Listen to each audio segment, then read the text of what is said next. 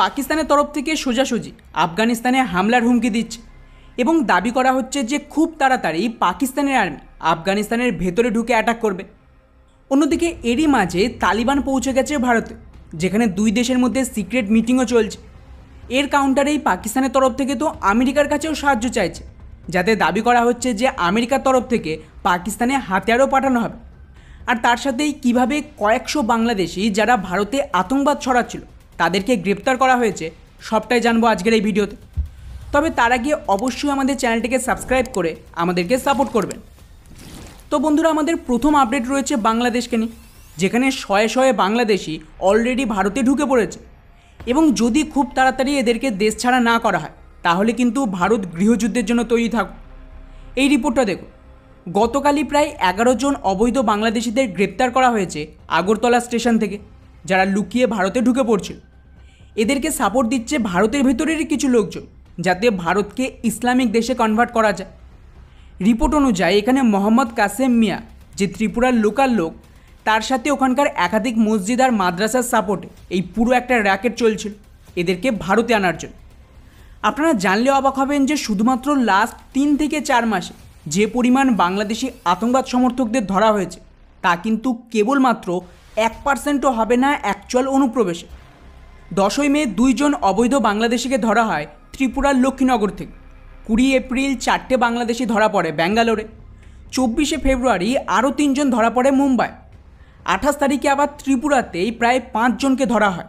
23শে June 9 জন বাংলাদেশি মুসলিম ধরা পড়ে, যারা অ্যাকচুয়ালি হিন্দু পরিচয়ে লুকিয়েছিল এবং কোনো বড় দাঙ্গার প্ল্যানিং করছিল। 31শে মার্চ নাভি মুম্বাইয়ে 5 জন ধরা পড়ে। 11ই মে ত্রিপুরায় আরও 8 জন বাংলাদেশি ধরা পড়ে এবং তারপর আরও কিছু খোঁজ পাওয়ার পর টোটাল 24 জনকে ধরা। 15ই জানুয়ারি আরও 9 জন ধরা হয় দিল্লিতে। 1 ফেব্রুয়ারি উত্তরপ্রদেশের একটা স্পেশাল সেল একটা র্যাকেটকে ধরে, যাতে 10 থেকে 15 জন বাংলাদেশিদের টিম ছিল, যারা লোকাল মাদ্রাসার মাধ্যমে বাংলাদেশ থেকে লোক এনে তাদেরকে পশ্চিমবঙ্গে হিন্দু আধার কার্ড বানিয়ে গোটা দেশে ছড়িয়ে পড়ছিল। 5ই ফেব্রুয়ারি তেলেঙ্গানায় 4 জন বাংলাদেশি ধরা পড়ে। আর সবচেয়ে বড়, পশ্চিমবঙ্গে বিএসএফ 45 জনকে ধরেছে গত কয়েক মাসে। এছাড়াও লম্বা লিস্ট রয়েছে শুধুমাত্র 3-4 মাসে। এর মধ্যেই যদি আমি 2023 সালের ডেটা দিই তাহলে তো ধরে নিন যে 2 ঘন্টার লম্বা ভিডিও হয়ে যাবে। ফলে বন্ধুরা, তাড়াতাড়ি যদি এখানে কিছু না করা হয় তাহলে আমাদের ভবিষ্যৎ অন্ধকার। এরাই ভারতে সিএর দাঙ্গা থেকে শুরু করে যে কোনো হামলায় মূল অভিযুক্ত। এদেরকে সরাসরি খতম না করতে পারলে ভারতকে নেক্সট পাকিস্তান বানিয়েই ছাড়বে। যাই হোক, এবারে আসে আমাদের নেক্সট আপডেট, সেটা রয়েছে পাকিস্তানকে, যেখানে পাকিস্তান আর আফগানিস্তানের মধ্যে একটা যুদ্ধের পরিবেশ তৈরি হয়ে গেছে। আল জাজিরার রিপোর্ট অনুযায়ী পাকিস্তানের রক্ষামন্ত্রীর দাবি ওরা আফগানিস্তানের সাথে কোনো রকম ডায়লগ করবে না এবং সরাসরি এবারে আফগানিস্তানের ভেতরে ঢুকে পাকিস্তানের আর্মি অ্যাটাক করবে। এমনকি উনি তো এটাও দাবি করেছেন যে যেহেতু আফগান তালিবান আতঙ্কবাদীদের বিরুদ্ধে কোনো অ্যাকশন নিচ্ছে না, তাই বাধ্যতামূলক ওদের কাছে আফগানিস্তানের ভেতরে হামলা করা ছাড়া আর কোনো উপায় নেই। ভয়েস অব আমেরিকার এই টুইটটা দেখো, যেখানে পাকিস্তানের রক্ষামন্ত্রীর ইন্টারভিউ নেওয়া হয়।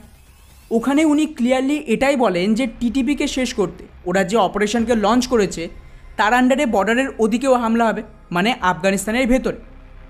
আর ইন্টারেস্টিং ব্যাপার খেয়াল করুন, এটাকে নিয়ে পাকিস্তানের ভেতরেই লড়াই শুরু হয়ে গেছে। ওদের অপোজিশন তো ওপেনলি বিরোধ শুরু করে দিয়েছে যে এইভাবে আফগানিস্তানের ভেতর হামলা করলে বা আফগানিস্তানকে ধমকি দিলে ওরা তো সম্পূর্ণ অ্যান্টি পাকিস্তান হয়ে যাবে। আর এই মুহূর্তে দাঁড়িয়ে আফগানিস্তানের বিরুদ্ধে সরাসরি যুদ্ধে নামা পাকিস্তানের পক্ষে তো সম্ভব না। আশ্চর্যের বিষয়, যে মুহূর্তে পাকিস্তানের তরফ থেকে আফগানিস্তানে হামলার ধমকি দেয় তার ইমিডিয়েটলি পর এখানে এন্ট্রি হয় ভারতে। তালিবান লিডার জাবিউল্লাহ মুজাহিদ পুরোপুরি ছুটে যায় কাতার। ওখানে গিয়ে ভারতীয় অফিসিয়ালদের সাথে কিছু সিক্রেট মিটিং হয়। আর মজার ব্যাপার হলো, ওই মুহূর্তে আমাদের বিদেশমন্ত্রীও কাতারের ভিজিটে ছিলেন। তো ডেফিনেটলি এখানে ব্যাপক সম্ভাবনা রয়েছে যে কোনো বড় গেম শুরু হতে পারে পাকিস্তানের বিরুদ্ধে। যাই হোক, আমাদের পরবর্তী আপডেট রয়েছে চীনকে নিয়ে, যেখানে ভারত লাগাতার চীনের কোম্পানির বিরুদ্ধে ব্যান ঠুকছে।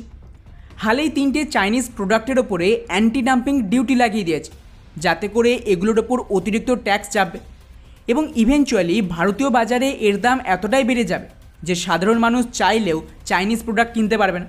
ওদের কাছে স্বদেশি প্রোডাক্ট কেনা ছাড়া আর কোনো রাস্তা থাকবে না।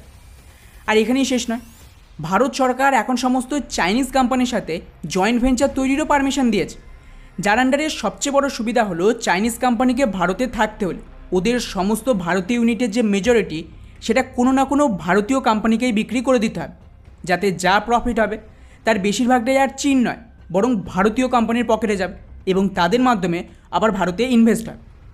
যারা এটা করবে না তারা কিন্তু ভারতে বিজনেস করতে পারবেন।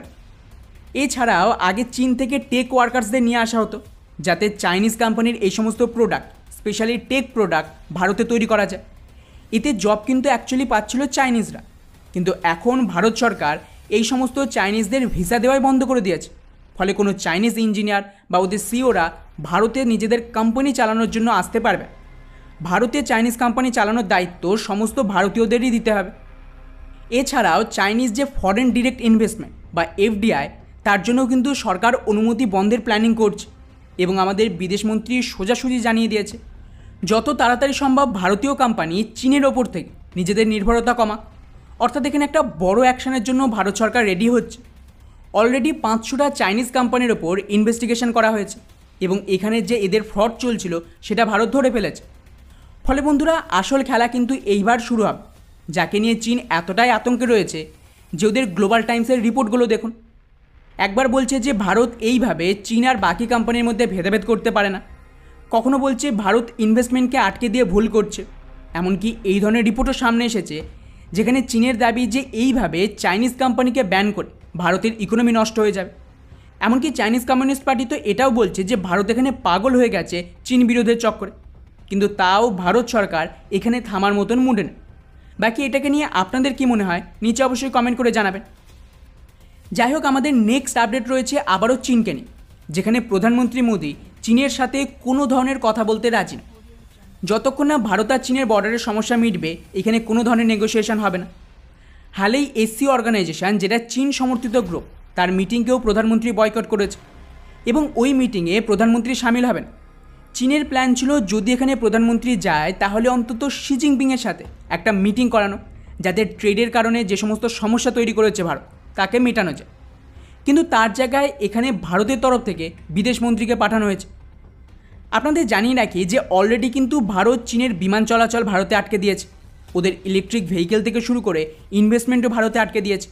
ওদের কোম্পানিকে তো ব্যান করাই হচ্ছে, আর তার সাথেই চীনের সমস্ত শত্রু দেশকে হাতিয়ার পাঠিয়ে নতুন করে সাউথ চায়নাতে বিবাদ বাড়ানোর কাজ চলছে। তাই চীন এখানে চাইছে যে যেন তেন প্রকারে দুই দেশের লিডারদের মধ্যে একটা মিটিং হোক এবং বিষয়টি যেন এখানে মিটে যায়, কিন্তু ভারত তো শুনতেই রাজি না। যাই হোক, এবারে আসে আমাদের শেষ এবং সবচেয়ে গুরুত্বপূর্ণ আপডেটে, আর তা হলো পাকিস্তান এবং আমেরিকাকে। হালেই আমি আপনাদের যেমনটা বলেছিলাম যে পাকিস্তান কিন্তু এখন অপারেশন ইস্তেকাম লঞ্চ করে দিয়েছে, যাতে কাশ্মীর আর বালুচিস্তানে ওদের বিরুদ্ধে কথা বলা প্রত্যেককে দমানো যায়। এখন এটাকে নিয়ে ওরা আমেরিকার কাছেও সাহায্য চাইছে। রিপোর্ট অনুযায়ী পাকিস্তানের তরফ থেকে অফিশিয়ালি আমেরিকাকে রিকোয়েস্ট করেছে যাতে কিছু হাতিয়ারের সাপ্লাই পাঠানো হয়, স্পেশালি আমেরিকান গান সিস্টেম, অ্যামুনিশন বা বাকি স্মল আর্ম। কেন চাইনিজ হাতিয়ারের যা কোয়ালিটি সেটা কিন্তু পাকিস্তান আর্মি বুঝে গেছে যে এই দিয়ে আতঙ্কবাদীদের ওপর হামলা করলে ওরাই প্রাণে মরবে।